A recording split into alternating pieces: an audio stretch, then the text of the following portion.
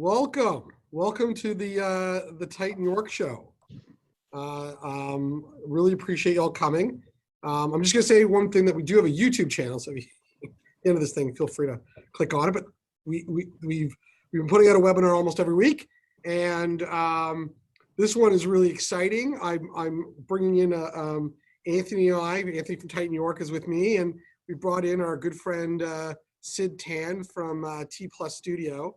And I'm going to, just before I introduce Sid and talk about it, we've had a lot of people talking to us about what's going on in the market, how much more space do I need to bring everybody back, what if I want to get rid of my space and stay home, what if I want to get rid of my space and expand, and you know, how do we sublease our space, what's the connection between redesign and sublease, and so everyone's really confused, a bit chaotic, and this is our opportunity to turn that chaos into an opportunity. So I want to bring in Sid Tan, who is really someone that I've relied on through the years in representing tenants and finding out how much space we actually need. Sid, how are you? I'm well. How about yourself? I'm good. Maybe you can tell a little bit about yourself and what you do. And absolutely. So my name is Sid Tan from T+Studios. I've been doing this for around 20 odd years in corporate interior design. T+Studios is a full service interior design firm. We do everything from feasibility plans to permit applications, doing the design for you, to the project management, and we cover all industries. We also cover any size of project from maybe 1,000 square feet to 18,000 square feet, and we're all over Southern Ontario for our reach for our work. And Anthony, I want to introduce Anthony too, because he's been with me for 12 years. We've been together, and he is one of the most steadfast people you ever meet. Hi, Anthony. Thank you for being here too. I really appreciate it from Titan York. Thanks for bringing me on, buddy. Okay, let's get going. So I'm going to start with the topics first. Just look, we're going to set the scene. There's a bit of Freakonomics going on in the marketplace as it relates to COVID-19 lease space paradigm. What's happening in the sublease market? And then we're going to bring it back to design. I know it sounds like that's a bit of a jump from subleasing space to design, how they connect, but there really is a true connection now of all time in history. And we're going to give you the insights into that. So March 16th, we were frozen in our geography. We can't move. It is here in Toronto, Shanghai, London, Oakville, doesn't matter. And agents are limited in showing space. So even if you wanted to move down the street and go from 5,000 square feet to 2,500 or grow your space, the agents are limited on how they're able to show you space. And to tell you the truth, the landlords are sitting at home, dealing with deferrals, dealing with their lives, and it's been a real it's a real challenge to get them to do much. But so the space you had in mid-March is all the space you have, and you can't get any more right now, and you can't get any less in the short term. So that's part of that frozen thing. So depending on how you plan your back to work policy, your lease premises is either an asset or an expense. So if it's like, I can't put my people back in the space, it's an expense. If I need to get my bill, if I need to jumpstart my company, then my space has huge value, and how do I get them back in it again? And we're starting to move, like we're starting to thaw, like you can feel come back to work, curbside pickup, certain things are happening. And we had a shock back in March, and we were sort of beyond the shock. Our new normal is moving past that. We've acclimated. So what I want to talk about is sort of first talk about the sublease market from here, and set this up, and then and go from there.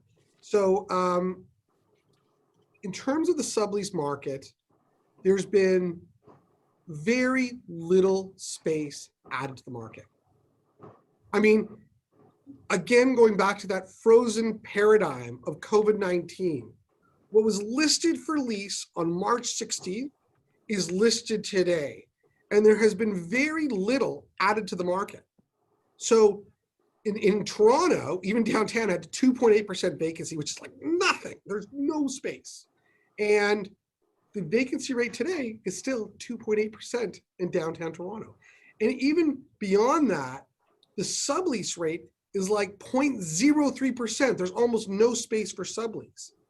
So what I'm going to move on to a bigger slide. I'm going to get Anthony to talk about this, and I know there's a lot of numbers, and we're going to bring your attention to the right numbers, but this will give you context of what's going on. Anthony, maybe you could explain some of the numbers that we're looking at right here. Yeah, definitely. It is a little convoluted, so we'll highlight some of the sections. But on the left side, it's a breakdown of the office market, GTA, downtown Toronto, Toronto East, Midtown, so on and so forth. The first number we're going to look at is this just shy of 190 million square feet. That's the total existing office square footage in the GTA. Now, Anthony, to give context to this, Toronto's the 5th largest city in North America. So it goes Mexico City, New York, LA, Chicago, Toronto, or Toronto, Chicago, depends on who you ask. That's a big number, right? Yeah, it's a massive amount of square footage, and you can see, the big point is the next highlighted section is the sublet vacant area is only 750,000, and we're comparing that against your 190 million square footage. It's really a very, very small component of the marketplace right now. You can see the vacancy rates for both the GTA at 6.7 and downtown Toronto 2.8. That hasn't really changed in quite some time. It's been a tight market for a long time. We all know that. But where we do expect to see the biggest movement in the marketplace is going to be in that sublet vacant area. So that's 750,000, exactly. That's, we're going to discuss all the sort of details throughout this webinar, but that is really where the biggest shakeup will be in the marketplace, and we're expecting that number to grow drastically. But it is, minuscule at this point. So going back to that, I'm going to go back to this point. So reiterating the point, there's no space right now if you wanted to expand. And it depends on what market. So like the West market's a bit more open and the North market's a bit more open than the downtown market, but there's no place to expand. And there's been no change since mid-March to mid-May. There's been really no change in terms of any of the occupied area, subject to spatterings here or there. So that I find absolutely interesting. And that's part of that frozen part. So there's Freakonomics of a lease. And I think this is part of what's going to be affecting the market. Your lease is inelastic. You have a 2 to 3 year term or 5-year term or 10-year term. So subject to default, you can't really, grow or shrink that space unless you really have that just-in-time office inventory already built into your lease, or you're lucky enough to have extra space next door, or you have a tenant next door that wants your space. You're really kind of stuck in the space. And the companies are paying for that space, whether people are occupying them or not. And I've been having this sort of strong conversation with people about this working from home versus going back to the office. And the employees are like, oh, I'm going to work from home. But I think the conversation is it's not 100% an employee decision. It's in fact more of a 90% employer decision whether or not you're going to work from home. And I can visualize these employers who have, who've been paying for the employees. The employees have been working at 20, 30, 40% capacity or in terms of productivity. Like they're doing the best they can, but they got kids all over them and everybody's trying to do their thing. And the landlord's like, look, the employer's like, look, let's get everyone back in the office and let me micromanage and let's increase productivity. Let's jumpstart this company out of COVID-19. So everybody come back in. And then of course we're left with, okay, well, hold on, wait, hold on. Social distancing, like we need, and subject to regulation, subject to comfort. You can't just bring everyone back in. So here I am, I'm in an inelastic lease. I have no flexibility. The marketplace doesn't have a lot of space in it. And I need to bring more people in. Well, what does that mean when I bring more people in? And I think you're kind of left with 3 options, right? So one is sublease and go completely remote. I think that's number 1. That's what people are talking about today. 2 is the hybrid. So you work from home, rotating employees back in. So back in and out of the office. And then 3, everyone back to work, redesign to accommodate.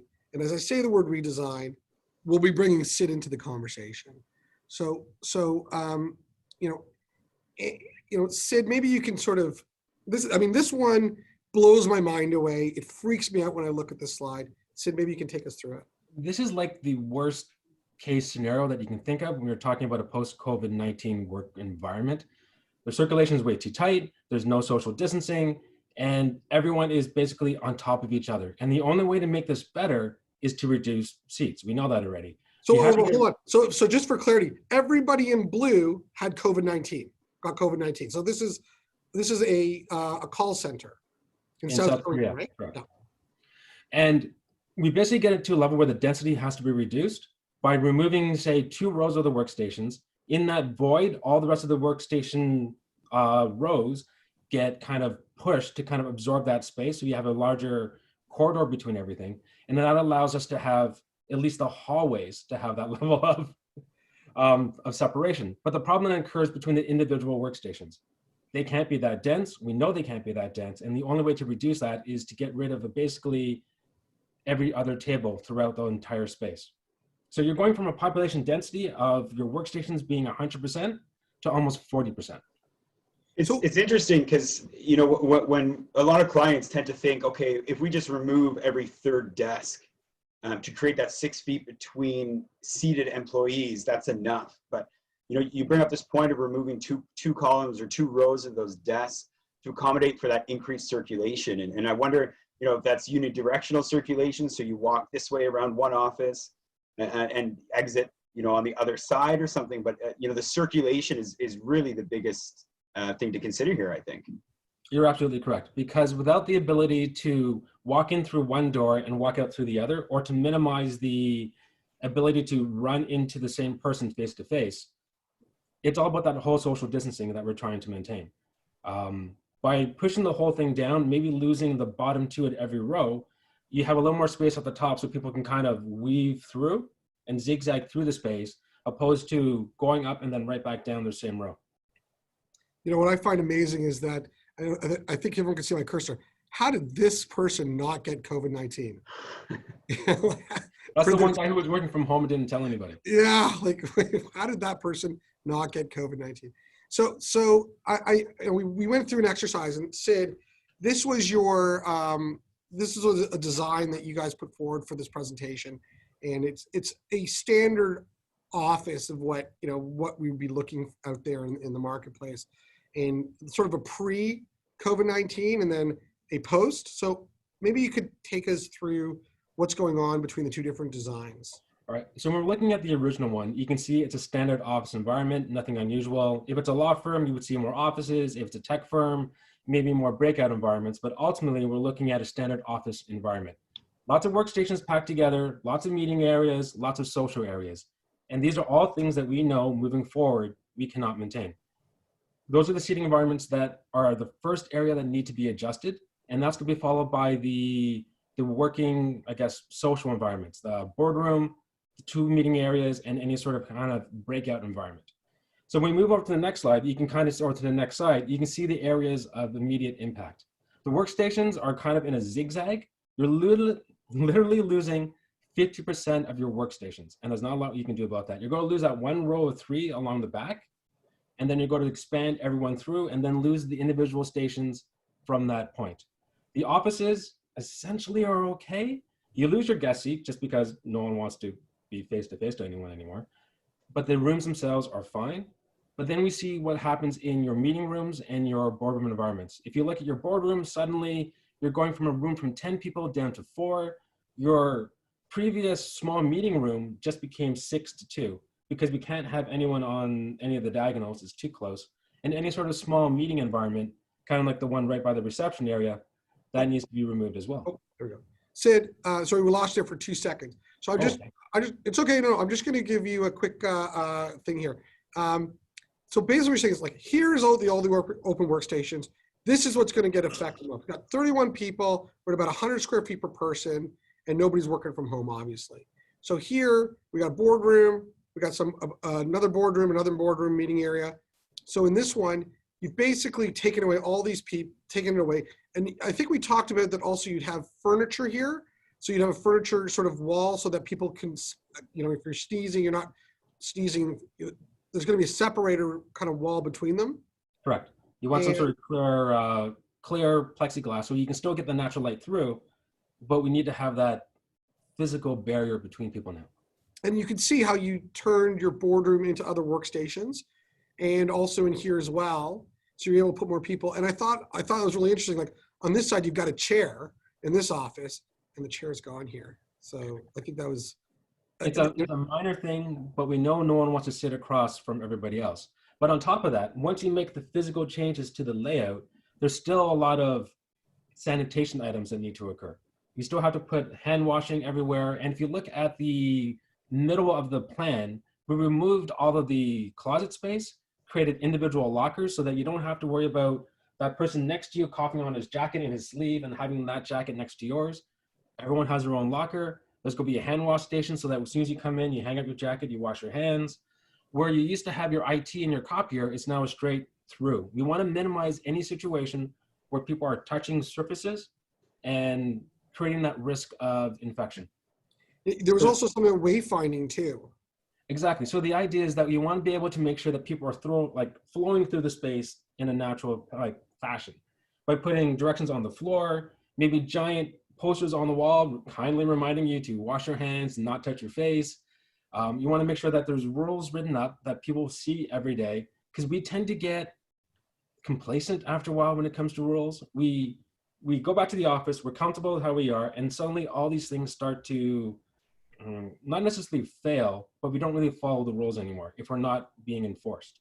You put directions on the floor so you can get that flow of traffic, and you remember, right, I have to move counterclockwise, not clockwise through the space. It's little reminders to make sure that everyone feels safe in their environment, and we're doing everything we can to make sure that nothing can spread throughout it. You know, what's interesting is that there's this, we had to put math to it because, going in and we needed some rules of thumb when we're talking to our clients, because our clients are saying, okay, well, how much more space do I need? And I'm like, well, let's get a designer in. Like, well, can't we just figure it out? So we started to put together a sort of a calculator on how to figure this thing out. And we're going to do I'm going to give you the rule of thumb first, and then we're going to show you more and Anthony, I think it's going to take us through this rule of thumb portion. So Anthony, tell us what we're looking at. Yeah, absolutely. So, traditionally we always said for a standard office user, you're roughly between 150 to 200 square feet per employee. And that was sort of an average that we used to use. Since since there's been such a big movement towards open work spaces for tech companies and that sort of thing, a prime example being that floor plan that we looked at with the blue seats, that number obviously drops for those people. And pre-COVID-19, tech companies were in and around 125 square feet per person, and that was sort of standardized. Whereas professional firms at 250, that's incorporating private offices, majority private offices, some meeting rooms, that sort of thing. So much higher for professional firms. We are trying to figure out as we move forward what the numbers are to abide by these physical distancing regulations. And we have a probably a better example coming up after this, but really what it came down to was doubling the area for your open workstations and then increasing the circulation. And we'll talk about circulation again in a moment, from about 30 to 35% to about 50% for that area. So essentially, if you had your square footage for your workstations, you would double that and then multiply it by 1.5 to get your area. Or a simple solution is roughly multiplying or increasing your area by about 20% to accommodate. Now, by the way, every company layout is different. Every company need is different. So, and we're going to sort of talk about some of the steals and tricks that we can get away with when we're trying to come up with the numbers, and it's important. So I want to, I know everyone's like, what the hell am I looking at? There's a lot of numbers. So we're going to bring your eyes to where you need to look at and go from there. So this is a office allocation breakdown. And on the left side is pre-COVID. On the other side of the black line is post-COVID. And on the top part of the areas, the first ones are offices and workstations. So this is and you can imagine you walk into a space and there's a table, and we used 5 feet, but it could be 4 feet. We're using 5 in this example. 2.5 feet in front of you, and then you'd probably have someone else in front of you with a table that would be 2.5 feet away, so 5 feet to the next person. This is sort of the idea. So this is our math calculation. What we did was we said, okay, this is a 10 office, 50 person open workstation company. And what we did was we said, okay, let's increase the size between us from 5 to 10 feet, 10 by 2.5. So we went, give people that much distance. So all of a sudden we went from 625 square feet to 1250. We doubled our square footage in the open workstation only. You can't do much to the offices. The offices are existing. So we got to keep whatever offices we have because we don't want to go into construction. We want a really quick, fast thing to do. So we're going to leave the offices where they are. And then the other part is, and I get Anthony because he started talking about it before, but define circulation. Again, circulation is not air circulation. Circulation is walking around desks and walking down aisles inside of your office space. So between offices and open workstations. So maybe you want to talk about this and what we came up with. Yeah, so I mean, we based it on the original numbers on the pre-COVID. It's generally between 30 or 35% for that circulation factor. So no matter how you cut it, about a third of your space is used for walking around the office. Because we have to increase that distance away from desks, that passing people in the hallway, that thing of giving a high five in the hallway is long gone. Now we have to have sort of wider corridors to accommodate this sort of area, and that's increased it by 15% increase on the circulation factor, which is pretty substantial. I think on the next highlight you'll be able to see the result of that.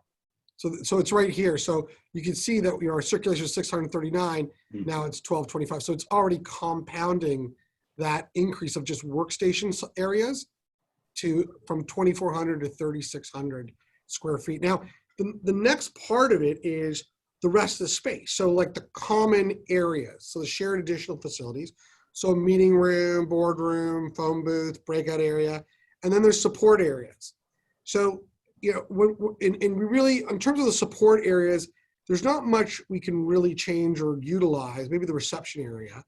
But the number I want to get to is, you can see the increased amount of square footage you're going to need. So it's about 1,787 square feet in this one. But we have some cheats to bring that down. So Sid, maybe you want to talk about the cheats on how we can utilize other areas to bring that 1,700 down.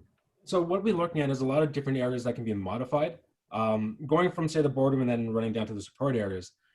When you start with a boardroom environment of 10 people, we know that won't be occupied anymore. So you're able to kind of turn that room into 2 rooms instead. So what goes from now 3 meeting rooms becomes essentially 3 meeting rooms or 4 meeting rooms, and you're losing now the boardroom. Like there's a gain of space there. You're going to see less breakout environments in most offices now because you don't want to have a whole bunch of people sitting there around one table, around one TV, and doing a lot of presentations and doing all those kind of incidental connections. You want to have designated areas. You lose your breakout environment, you gain more phone booths, but it's not an exact one-to-one. There's going to be a little bit more of a 1.5 to 1 ratio. So there you're going to gain some space through that. Your server rooms, storage, and the like will stay as it is, but your kitchen will get smaller, and the same thing with your reception waiting areas. No one wants to come in, sit next to a whole bunch of other people in that reception anymore. You can shrink it up a bit, maybe make it a seat for maybe one person, and then lose a little bit of space as we move forward. So, what we talked about this before is, really we want to use the existing, we want to use what's existing, like a leasehold solution versus a furniture solution. I mean, maybe you want to talk about that a bit.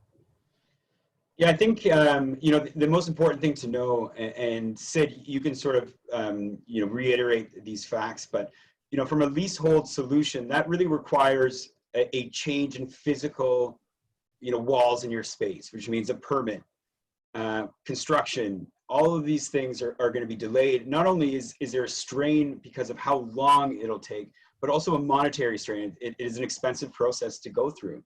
And so here we're sort of debating, our belief is that there's the furniture solution is probably going to be your first bet. You know, you have 2 years left in your lease, or 3 years left in your lease. Those leaseholds are going to stay in play until the end of that term. So how do we come up with a solution that's feasible, not only you know, financially, but also in a timeline? And that really is a rearrangement and you know, new furniture to accommodate. Sid, I don't know if you can add to that. Well, that's basically correct, because we know that furniture is the easiest thing to change when you don't want to put a lot of money into the situation. As soon as you start putting up a wall, you're changing your HVAC, you're changing your electrical, you're getting your permits. And the permits now have a good 3 to 4 month lag time because of the massive rush we're going to hit as soon as we're able to open up again. So on top of that, it's not really something you want to be able to implement from day one. You're not going to be able to. It becomes like strictly a furniture solution. Even for that massive boardroom that's designed for, say, 30 people, it doesn't make a lot of sense to just make it suddenly 10 people. The room's just too large. You're losing too much space per person. Maybe you get rid of that furniture. You put up some furniture solutions that go just short of the ceiling because of the sprinklers that we have to get past, but create different environments within the larger room that can still be isolated. But it's still ultimately a furniture solution. You know, I can visualize that the furniture solution will be like toilet paper, where there won't be enough furniture out there. And everyone's gonna be like, oh, I need more furniture. Recording chairs and yeah, it's just, chairs. They don't. There's more than enough chairs. It's you know, the walls, the furniture walls, and stuff like that. So you'll see. It sounds like there's gonna be a rush on the furniture companies for solutions. So I'm gonna go back a second, and I'm going to load up on a question that I'm going to answer after the following slide. So let's go back to this. Let's say that we need an extra 1,700 square feet per person. Maybe we drop it down to 1,400. Whatever it is, if it's 1,000 to 1,700, we need more space. And the question is going to be, how do you get more space? And I think we're going to come back to that in a couple seconds in the takeaway. And I started I started the webinar talking about subleasing. I think we're going to end as a conversation on subleasing. So let me go back to this one. So you know, we're still talking about space. We're still talking about buildings. I want to, you know, let's go to the controllable versus non-controllable. Yeah, I mean, I think it's somewhat self-explanatory. The controllable spaces are that what's within your premises. So you open your door, drywall to drywall, you can control that space. Who comes in, who goes out, what gets cleaned, who sits where, that sort of thing. The uncontrollable things in an office building are your lobbies, your hallways, your bathrooms, your elevators. And this is where it falls on the landlord to devise some sort of protocol to manage those areas. There's not much a specific tenant can do, you know, to change the way the hallway is used or whatever it may be. And so we really have to just focus on what we can control, and that is the space within the premises. But I think it's worth a discussion talking about the uncontrollable areas, the things that are out of our control, being those lobbies, hallways, bathrooms, elevators. I guess, Sid, have you seen anything from any other areas, maybe some other countries that have started to open up, and how they're managing people coming into the building, lobbies, and then into the elevators? Like, how can we expect this to be managed? And you know, if we show up at the office at 8 a.m., is there going to be an hour-and-a-half lineup to get into our office space? So part of the problem we have right now is a lot of what we're talking about in the North American market with how North American people work in their office space. No one knows what's going to happen because we haven't actually applied it yet. We can look to Europe, we can look to Asia, specifically Asia, because they're the only ones who have actually started to put people into their offices again and pushing forward. And you're right about that lineup. There's going to be one entrance into your building, one entrance out. You're going to come in, they're going to scan your temperature, they're going to make you sanitize, and you're going to walk into an elevator lobby with maybe 2 to 3 other people at a time. And then once you get into the elevator, the door's going to close, and you're going to see something like, I saw one picture where they had, what was it? Toothpicks, disposable toothpicks that you can pull off of a little sponge, hit your number, and then dispose of it, because no one wants to touch anything. And once you get up, you're out of your space, and then the next team comes in. You have to control how people come in, but it's going to slow down everybody's day. When you want to leave at 5 o'clock, everyone has to go through the same process. When you want to come in the office first thing in the morning, exact same problem. And we can't dodge that bullet. I'm going to be thinking, next time I take a toothpick, I'm going to be thinking about that. I wonder, your own. I wonder while we're talking about these uncontrollable areas, being the hallways and the stairs, and there's a concern about, you know, tracking in the virus under your shoes. I wonder if this is a good time to discuss new office policies on like office slippers or something like that. Take your shoes off at the door and slide your office slippers on. I think it's Aaron. But what we will see though is if you go to a basketball game, you always see those guys who kind of put their, like they tap their feet on that mat that's disposable first, gets rid of all the dirt, dust, whatever, so they have grip. Think of that now as to remove anything from the outside. You're going to walk in, there's going to be that disposable mat, you're going to tap your feet on it to remove whatever you can, and then you're going to be allowed into your office space. Do you think they'd ever have mats with like an alcohol solution or an antiviral? You know, so you step on those mats to remove dirt, but it also sort of what's it called? Cleans your shoes, I suppose of it. The biggest problem is how long it takes for the virus to actually be I guess nullified. You can't just stand on something and stand there for the 10 seconds it takes for it to kind of kill everything before you go on. You have to go clean and get to your desk because those could be a lineup of people behind you. Short of being able to do it at your own desk and maintaining your own level of personal hygiene, it's really hard to have something that harsh at the entranceway. Okay, so I think there's a couple of takeaways that I got out of this and that I wanted to communicate. So right now, people are not posting their subleases on the market, and I think that's a function of everyone being frozen in time still. But it's starting to thaw, and if there's any concept that you will be needing to sublease your space, whether because you've run out of money, or I don't want to say that, or money's getting tight, or you need to expand, you need to get rid of your space. Our recommendation, like a tight New York recommendation across the board, is get out, be out there now, beat the rush, beat the market, be the first ones on there, because on the other side of this, there's going to be people looking for a sublease, because as everyone brings everybody back, there's not going to be enough space. So if you are thinking that how to bring people back, there's a couple of things you should be doing. The first one is you should do a space plan, and it's not very expensive. It's typically about, and I'm going to speak for Sid because I've done this 1,000 times for other clients. It's about 10 cents a foot plus HST. So if you have 5,000 square feet, it's going to be $500, and they'll come in and they will space plan it to show how you should fit in. So do that now. Go call your space planner. Go call Sid, T+, get them in there, and how you can fit in the space. Then, once you figure it out, you know that a furniture solution is cheaper and faster than construction. So automatically, again, your designer will help you with that to identify furniture that'll work, or how to take out furniture and how to put in furniture, or how to put in covers and all kinds of things. So get that furniture solution figured out, because I have a feeling that although it's faster than the construction solution, there's definitely a supply chain issue out in the marketplace. There's definitely going to be a demand for furniture. So if you need to get in front of it, you need to do it now. Like if you need to order 5 more desks, you got to order it now. And then subleasing.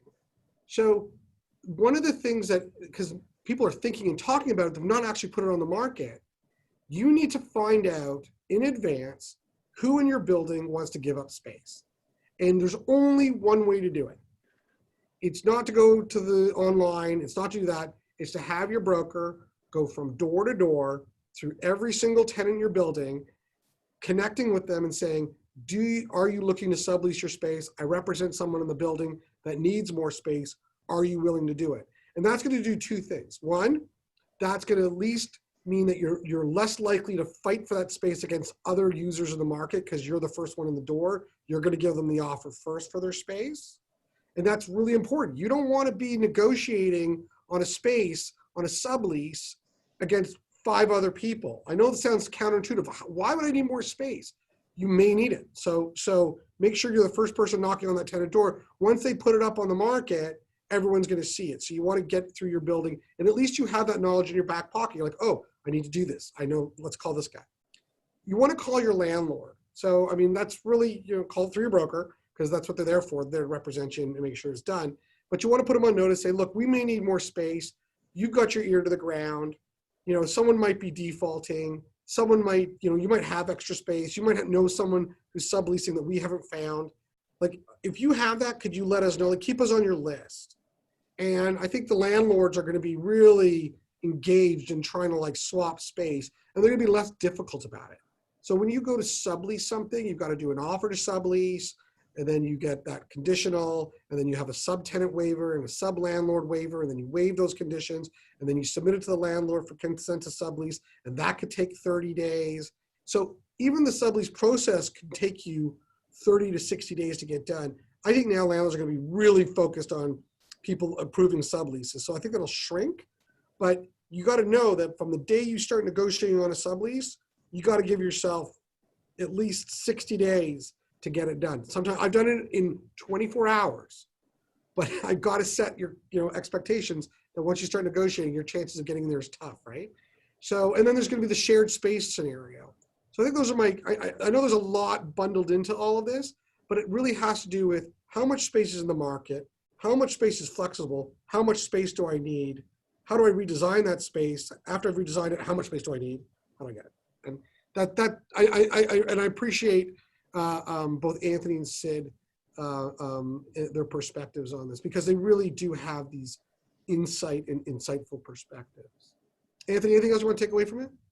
No, I mean, I think that was great. I mean, it's going to be interesting to see how this all sort of unfolds, because of course, while we're talking a lot about companies taking on additional space, we did note that, there's very little space in the marketplace. So we're also going to have to rely on those companies that are saying, okay, traditionally we wouldn't have looked at remote working opportunities, but now we can downsize because of that. So it's going to be important for those companies that are giving up space in order for the rest of the companies to take on additional. So it'll just be interesting in the coming weeks to see how that unfolds and at what pace and what the changes in the marketplace will be. But certainly, getting your stuff out there if you are looking to sublease, or at least exploring that option, there's a true value in getting that done sooner rather than later. Sid, what do you think, bud? From a space plan or design standpoint, we know that social distancing is going to drive everything. That's your furniture, that is your layout, that is the corrections that we make. And then after that, it's going to be the office rules, all that sanitation. That's the other side of the coin. That's going to be how you move through the space. That's going to be your hand washing. That's going to be making sure that everyone feels safe within their environment. These things aren't changing anytime soon. Short of a miracle occurring, we're going to be down this road for a long time. And even if we do find a way to go back to work and not be worried about things, it's always going to be in the back of your head. It's almost like a pendulum. It's gone really, really hard to one side, and justifiably so, but it will never swing back 100% to where it was. It's going to lie somewhere in between. So I think we're going to do some questions here. And I was trying to get to that point and do some Q&A. So let's just get to the Q&A. Okay, what will change with existing open concept shared space like WeWork adjust to this new normal? I can answer that. So, one of the things of a really great brokerage is to have great alumni. So we have some really awesome people that used to work here now working at that worked at WeWork and also in Regis, and so we've had a bit of an insight. So there's 3.2 million square feet of co-location space in Toronto, in the GTA.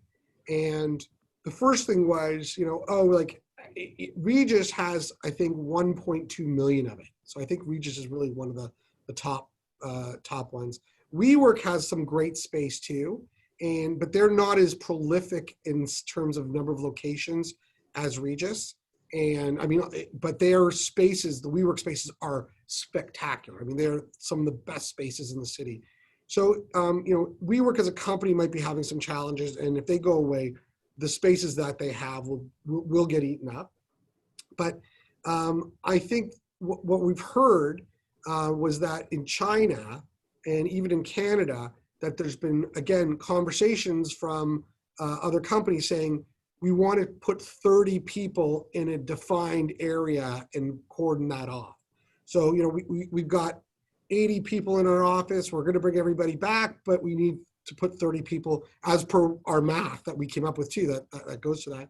And I think you're going to see a bunch of that happening. I happen to be connected with another company that has a Regis canceled it.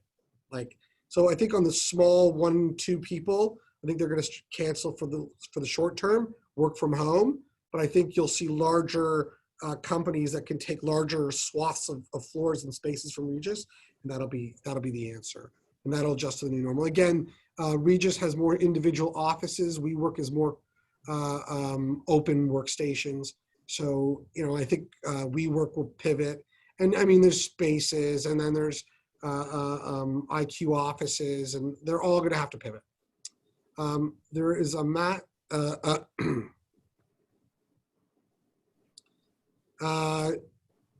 should tenants be concerned with their existing HVAC ventilation systems, and how should they approach landlords with these concerns? Yeah. Sid, do you want to talk about it? I have some insight too, but maybe you want to talk about it. You really need to talk to a mechanical engineer, but from what I know about the systems, they're all interconnected. They can put better scrubbing into the ventilation to prevent a lot of things from spreading through, but they need to take those steps to do it. You need to be able to reach out to them and say, what are you doing? What changes have you made? Knowing that my air is being circulated to everyone else on my floor, what are you doing to prevent this from spreading? Something like COVID, we're not too worried about, it's waterborne, but what if the next one is airborne? And you really need to know whether or not it's a safe environment. You just need to have better air scrubbing. It can be done, but the building has to take care of it. So those uncontrollable items that we talked about. Exactly. Oh, by the way, I've been corrected. Most landlords are now paying designers 20 cents a square foot for feasibility plans. So there you go. Do you ever expect? So I'm going to go back to your HVAC one. It's called MERBs. Is that what it is? There's something called MERBs. Is the level of filtration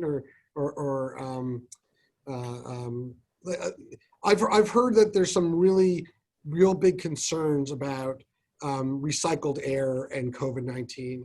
And I think there's just a level where people are going to take it up a level. That was a conversation I had recently with an expert. Do you ever expect things to go back to pre-COVID normal, or are you expecting physical distancing to become the new normal for the human species forever? Anthony? I'll take a stab at that. I mean, I think when we're talking about COVID, I think there's going to be a certain point where we say, okay, we have, hopefully within a reasonable amount of time, a vaccine, and there becomes this herd immunity aspect to COVID. But I think the one thing that, when you listen to the media and listen to the discussions going on is that, generally we weren't as prepared as we could have been to start with. And so it's not about COVID-19, it's about the next one. And so I think, there will be a sort of a mixture of a new norm and an old norm. I think that there's going to be certain aspects that will be here to stay. I'm not sure which ones those will be. I don't think, maybe not this additional square footage, will we need that sort of same style in 10 or 15 years? I don't think so, but I certainly think some of these aspects will be around for a while. And I think it's about being prepared. Sid, you talked about the air scrubbing. That's something that can be put in place now and just maintain it throughout the future. But I don't think, I would be hard pressed to believe that things are going to stay as they are for the long term, but certainly we'll be seeing some aspects of it for quite some time. So I went through I put someone through a thought exercise on airplanes, and let me give you an example. If I said to you, you're got a family of 5, would you pay in 2 months from now, so call it August, okay, June, July, August kind of time period, 3 months from, you can get a flight for your family of 5 per person for $1,800 per seat to Australia. Would you buy those tickets? The person said, well, no, I'm not going to buy that. I said, okay, well, what about if it was like $150 a person? We're like, oh, in August? Like everyone. So I think the market price, everyone sort of values, how much of a risk am I going to put on my life versus the dollar? I know that sounds horrible, but, human nature tends to do that. Here's one. I'm just going to add to that one really quickly too, Aaron, about the new norms, that sort of thing. Actually, T Plus put out an article not too long ago, I think it was early last week, and posted on LinkedIn. So they sort of address how office spaces will evolve and what to expect in the future. I would encourage you guys to check it out. Jump on LinkedIn, search out T Plus. It's a great article that they put together. So certainly take a look for that too. It sort of helps address that question. And just to tap onto that really quickly, there's going to be a social aspect of what we're getting used to. Regardless of what we're allowed to get away with, we're now getting used to working a certain way. There's almost 75% of the people out there are preferring working from home. 54% of them basically want to do it all the time. But right now, only I think 40% of all CEOs are actually ready for it or think their company are ready for it. So there's a massive disconnect between what the upper management feel they need to do to control their staff and what the actual staff feel like they need to do their work. We don't know how that's going to play out yet, but we know there's a push now that people want to work from home. And the question is, how do we get them back into the buildings? Yeah, and again, it goes back to what I said, like way at the beginning of the webinar. The decision's the employers, not the employees. I mean, it will be driven by employee requests and demands, but at the end of the day, the employer will make those decisions. And you know, as employees push the landlords, there's going to be a disconnect between, you know, an open labor market and the employee. I think that's really one of those things that, you know, the employee says, I'm not coming to work, and the employer might say, well, okay, like there's other people take a job. We need people in the office. And I'm not advocating one way or another. I think it's that's definitely an attitude that will be there. That's very true, but you know, it is also important to note that as a business owner, if you're requesting your employees to come back to work, that the office has to be in a state that employees are comfortable to do so. If they're not taking these or making these changes to adapt to the physical distancing, then, you know, I as an employee, I would say, like, listen, like, make the changes and I'll come back. If not, don't worry. Don't which is the whole webinar, which is exactly. Yeah. Which is why we're here and Sid's here. We're talking about design to get people back. Okay, so I have a client who runs an IT company, about 5,000 square feet space, and their employee density equates to about 160 square feet per person per employee. Have you seen any metrics or examples that suggest what the square footage per employee required will increase to if this company opens back up and observes social distancing, or even the percentage increase near term over the next 2 to 6 months, which is what we've talked about. Sid, you know, we've said you take the rule of thumb is take your open workstations, double it, and multiply it by 1.5, right, for circulation. Because you can't just take verbatim 100. Like if it's a massive office, say 100 workstations and office support areas, you can't just reduce one half without kind of affecting the other. So it's not just a 50% gain or 100% gain on the workstations. There's going to be a little bit more on the, I guess, the support areas as well that need to be increased. So 150%-ish, I think is the number we're staring at. And again, if you really are interested, we have the calculator. Call us. We'll take you through the process. We're happy to do it, and we're happy to do it through Sid as well and get that design done for you. One large company in Mississauga has advised staff to stay home until closure to 2021, and then each person will be in the office 2 weeks. And out of 4 weeks, will this be the new norm? It's going to go company to company. I don't think so, but I mean that's just personal. I think we're going to be back in our spaces in one way or another. I think what we're seeing in the pressure, and I'm not saying this because I want it or care either way. We're just getting this. We're getting back. Like, you know, we're leaving our homes. We're going back to work in one way or another. Maybe we'll be homes for a little bit, but we need to get productivity going. Yeah, I think, you know, right out of the gate, I think it would be probably likely to see that rotating staff, like, you know, staff in for a week or two and then, you know, another third in following. But I don't think that will be a long-term thing. I think, you know, the space solution to get people working at a higher capacity is the priority. I think we got to the end of this. I'm not sure. Is there any more questions here that I missed? No, I'm not seeing any, I don't think. By the way, every week I say the same thing. I'm like, I don't know if we're at the end here. Do we have all the questions? Okay, so I'd like to, again, really thank Sid for coming. I cannot tell you how many times through my career I have reached out to him for a solution for my clients, trying to understand how he fit in a space. Oh, we lost him. How he fit in his space, and they've just always been there. And if there's ever a chance, please reach out to him, and we will. And of course, we're here for you as well. And you can check these out on YouTube and under the Titan York channel, and please subscribe. We appreciate it. They will be up on our website pretty soon. Our marketing company is working on that too. And Anthony, thank you very much. I really love that beard. Thanks, buddy. I grew it just for you. I know, it's so good. It's really You good. won't let me have it in the office. I'll have it. Thanks, guys. I appreciate everyone coming out. And yeah, thank you, Sid and everyone from T+ for helping us out today. Oh, Pleasure was mine. It was fun. I think there's one more chat, Kevin. Okay, great. Thank you. Thanks a lot, guys. Bye-bye. Bye.